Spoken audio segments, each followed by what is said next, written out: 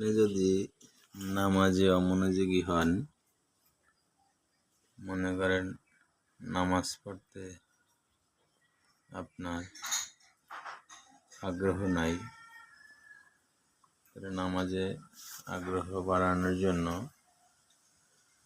আপনি মনে মনে প্রতিজ্ঞা করেন, ফজরের নামাজ শেষে মনে মনে প্রতিজ্ঞা করেন যে আমি জোহরের নামাজ পড়ে আমি আল্লাহর কাছে আমার সুস্থতার জন্য কামনা করব। আবার আসরের নামাজ পড়ে আল্লাহর কাছে নিজের দীর্ঘায়ুর জন্য দোয়া চাবেন। আবার মাগরিবের নামাজ পড়ে নিজের সন্তানের জন্য মঙ্গল কামনা করবেন।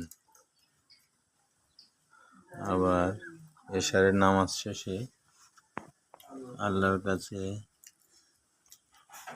নিজের পারিবারিক শান্তির জন্য দোয়া চাবেন।